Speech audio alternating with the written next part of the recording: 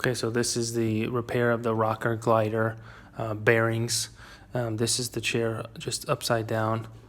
I already have removed the 4 bolts, the Allen head bolts. They look like this, and they go right through here. You can, of course, use just your Allen keys. I have a little set right here of pre-made ones on eBay, you know, for like $2. These are great because they chuck into your drill. So that's a part. Go over here. Here's where the problem is.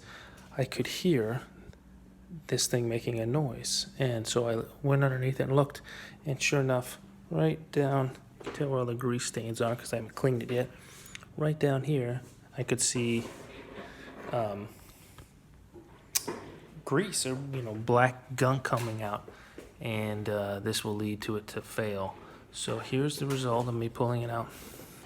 Here's a good one.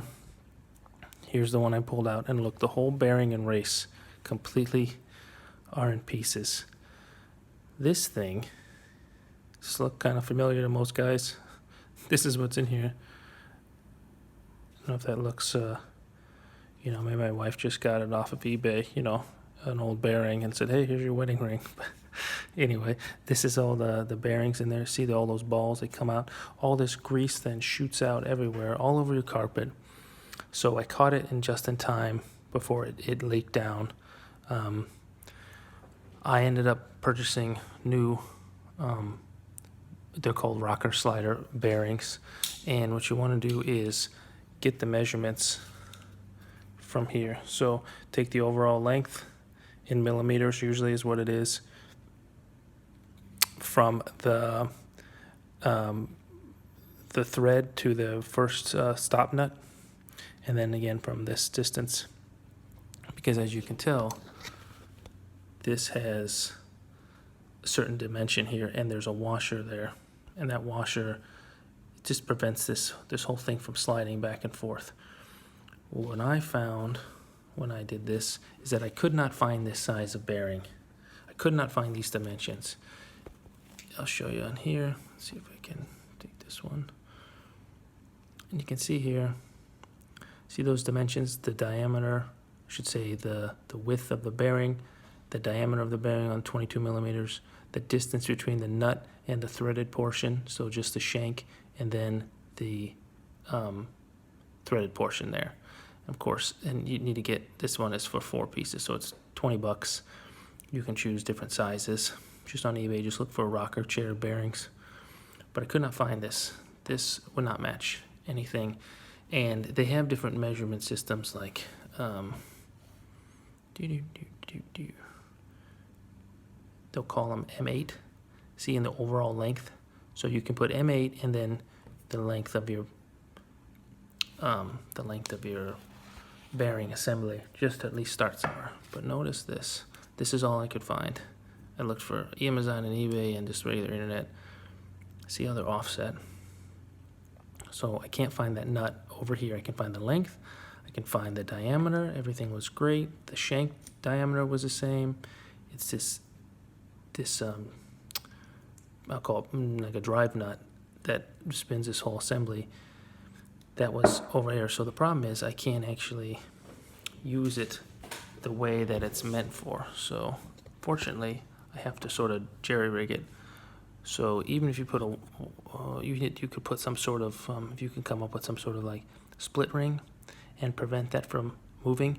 But what I found was when this whole assembly is put together, this does not translate left and right. It's just back and forth because it's captured in those 4 bolts that I pulled out, right? So those 4 bolts keep this whole thing from going back and forth left and right. They just allow it to glide like you would expect. Tips I found, so I told you about, if you want to get some of these are great for anything. Get so much stuff anymore is Allen wrenches, right? You're tired of turning that little tiny wrench. Get something you can chuck into your drill. There's metric and standard, get both. The other key is get the wrench that fits, and in this case, in the rear, you can't actually get let me take this off. you can't actually get to that nut. You see, there's no way to get, you can't tell here, but once I get to exposed, it is impossible to get the socket in there. So what I end up doing is just taking the socket and putting it on the nut itself like this, kind of just working it in. You see, no, there's no room. That's the only area you can get in, so you can't get a ratchet in there. Instead, just take a pair of channel locks or vice grips or whatever you got, lock onto this like you're gonna hold it, and then instead turn the nut with the wrench in question. So it'll make your life a lot easier just to be able to go in here, lock this down, turn this wrench, and begin. Take it off, reset, take it off, reset. Found that to be the only way I can get this rear portion out. The front portion does clear, as well as so do these top. These are the top members. I've seen degradation, I would say, in these other bearings, so I'm going to replace these as well, but this was the first one. One thing I also noticed, if you find your bearings that I don't know if you can tell this, look at that amount of wobble. Anyone who plays with bearings knows that is crazy amount of wobble. Now look at this. This is the standard one that I pulled out that is real chunky. I can feel it just about to fail, and that has no wobble in it. So that's another downside of these aftermarket ones. So not only the dimensions and the orientation of that nut, but also the amount of wobble. My goal is to offset these on opposite corners. So one here and one over there, and take the best ones and make sure that they're not allowing this thing to have another degree of freedom. I don't want it to wobble like this whole thing's gonna just be working itself out. So this is all I could find, 20 bucks, but this chair set with the ottoman was $200, and it's a waste to throw that out. And the manufacturer sells no replacement bearings.